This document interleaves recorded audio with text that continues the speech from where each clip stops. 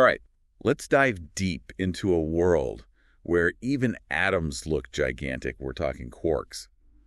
You sent over some cool articles and YouTube videos about a new model for understanding these super tiny particles and specifically how their masses are determined. Yeah. And I got to admit, when I first saw Rishon elements and combinatorial values, I was a little intimidated. I bet.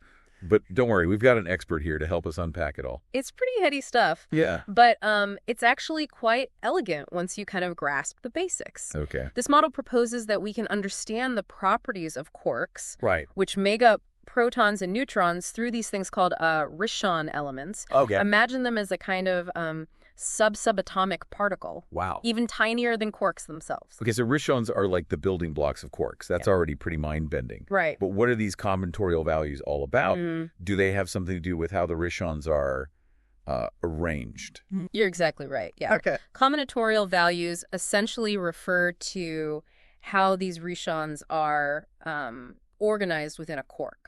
Okay. It's not just, what types of Rishons are present, but how they're structured. Right. And that structure has a profound impact on the quark's properties, particularly its mass. So two quarks could have the same types of Rishons, but if they're arranged differently, they could have different masses. That is the idea. That's wild. Yeah. But how does the arrangement of these tiny hypothetical particles actually translate into something like mass? Well, this is where the Higgs field comes in. Okay. Yeah. Think of the Higgs field as a kind of cosmic molasses that permeates all of space. Right. Particles interact with this field to varying degrees.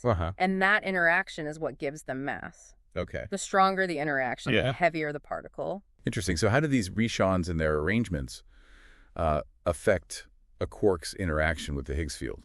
Well, the model proposes that specific combinations of Rishons, arranged in specific ways, create a stronger or weaker coupling to the Higgs field. Interesting. It's like some Rishon arrangements have a stronger attraction to that cosmic molasses, resulting in heavier quarks. So if I'm picturing this correctly, it's not just the presence of certain Rishons, but their precise arrangement. Yeah. That determines how sticky they are to the Higgs field. Exactly. And therefore how massive the resulting quark will be. That's it. Yeah.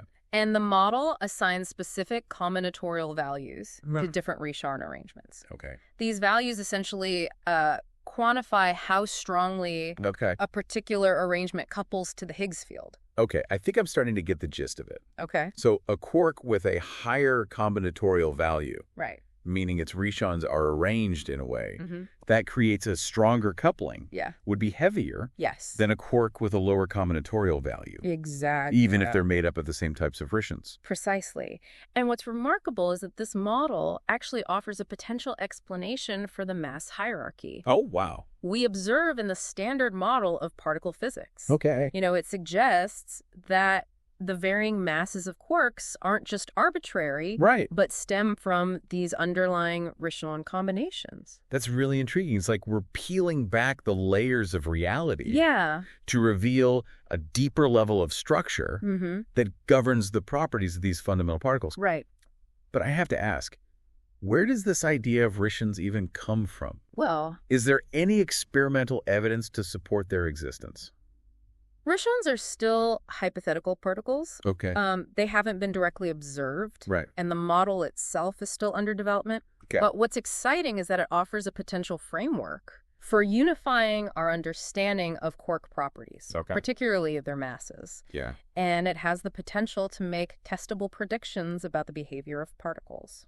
So even though it's theoretical at this point, it's still a valuable model. Yes. Because it could lead to new insights and discoveries. Right. And who knows, maybe someday we'll have the technology to actually probe the world of Rishons and see if these arrangements really do hold the key to understanding quark masses. Absolutely. It's a fascinating area of research that could ultimately lead to a more complete and elegant understanding of the universe at its most fundamental level. Now, let's dive into some specific examples of quark masses and how this model explains their differences based on those combinatorial values. Okay.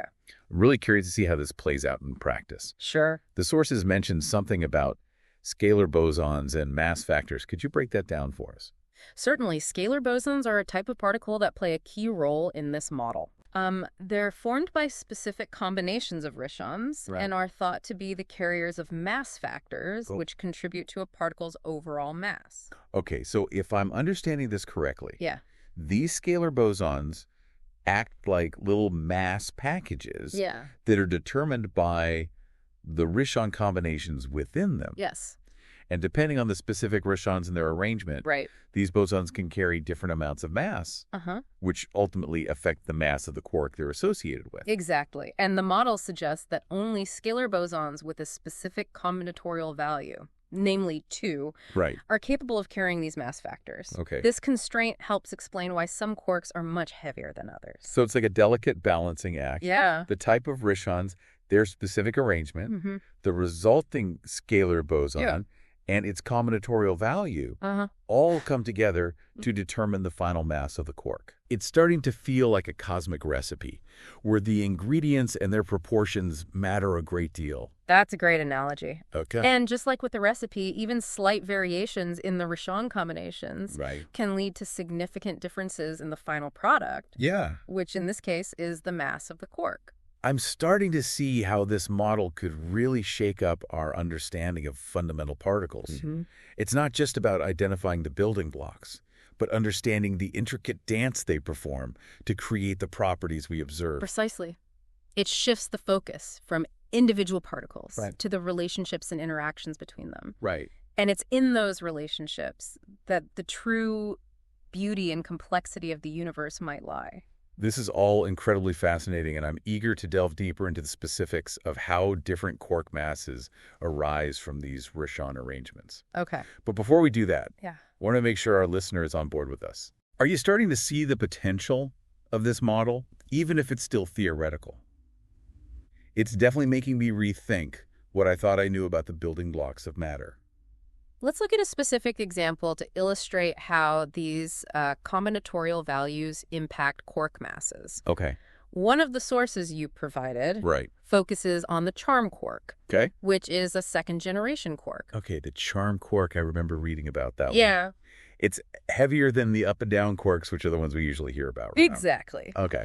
And this model suggests that the charm quark's greater mass can be attributed to the presence of a particular scalar boson within its structure. So is this scalar boson one of those mass packages we talked about? Yes. The charm quark, according to this model, contains a scalar boson made up of a specific combination of rishons, a flavored V rishon, and an unflavored prime T rishon. But what about quarks that are even heavier than the charm quark? Like the top quark. How does this model explain their masses? Well, the top quark, which is the heaviest of all known quarks, the scalar boson is composed of a flavored V rishon and a generic T rishon. This specific combination, according to the model, results in a much larger mass factor compared to the scalar boson in the charm quark. I see. So it's a combination of factors. The combinatorial value ensures that the scalar boson can carry a mass factor. But these specific types of irratians involved determine the magnitude of that mass factor. Exactly. It's like the combinatorial value sets the stage, and then the specific rishons play out the drama, determining the final mass of the quark. Exactly. And this concept extends to other quarks as well. The model suggests that the entire mass hierarchy of quarks can be explained by examining the specific rishon combinations within their structure, the resulting scalar bosons, and their combinatorial values. Well, this is really starting to paint a clearer picture for me. Good. But it also raises a lot of questions. For example, if the mass of a quark depends so critically on these tiny rishon arrangements, is it possible to manipulate those arrangements? Wow. To create quarks with specific masses? That's a fascinating question. And if we could understand the rules governing rishon combinations and how they relate to mass, it might open up incredible possibilities for manipulating matter at its most fundamental level. Each generation has different properties, and the model suggests that the difference in mass between those generations comes from the different combinatorial arrangements of their rishons. The first generation, the up and down quarks, they're the lightest. But then you've got the third generation, which includes the top and bottom quarks, and those are way heavier. Okay, so different generations, different arrangements, different masses. I'm following so far. But how does this arrangement, actually translate into a specific mass? How do we go from this blueprint to an actual weight? That's where the concept of mass factors comes in.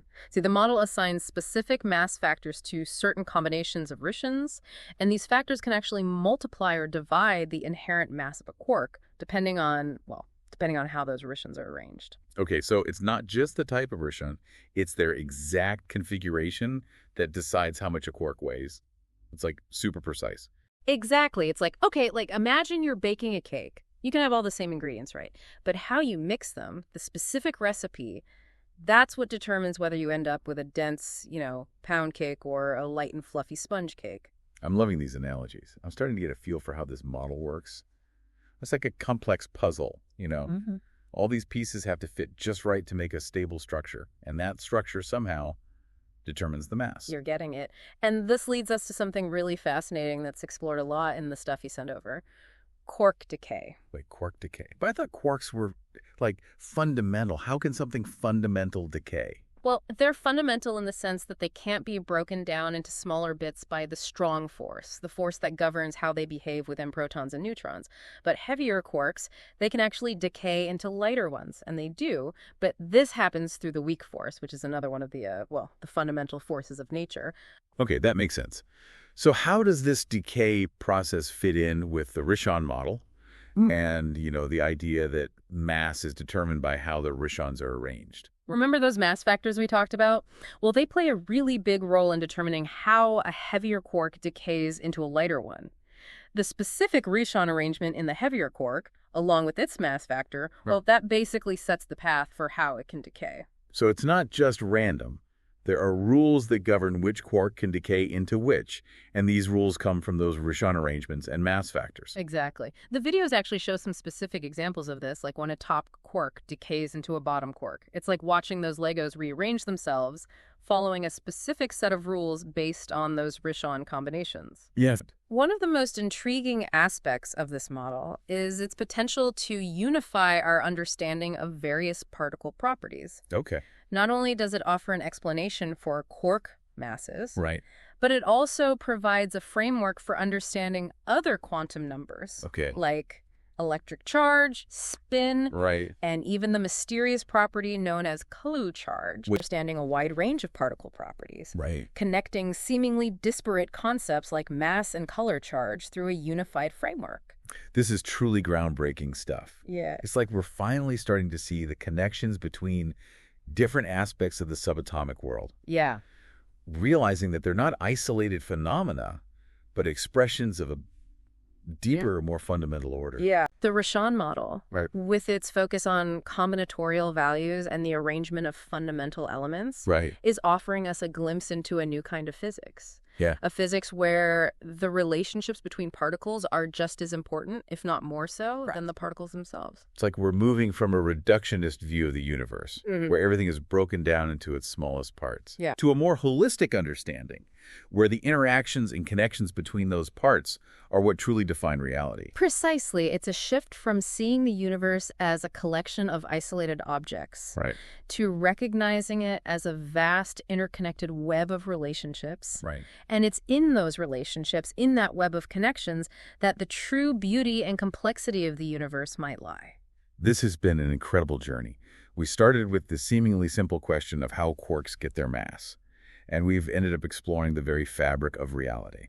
It's been my pleasure to join you on this deep dive. Yeah, this has been really cool. The Rishon model, while still in its early stages, is a testament to the power of human ingenuity and our insatiable thirst for knowledge, Yeah. It's a reminder that the universe is full of mysteries waiting to be uncovered, and that the pursuit of understanding those mysteries is one of the most rewarding endeavors we can undertake. If you're as fascinated by this model as we are, we encourage you to delve into the sources yourself and see what other insights you can glean. And who knows, maybe someday you'll be the one to make the next breakthrough in our understanding of the universe. It could happen. Thanks for joining us on this deep dive into the world of quarks, Rishons, and the mysteries of mass. Until next time, keep exploring, keep questioning, and keep wondering.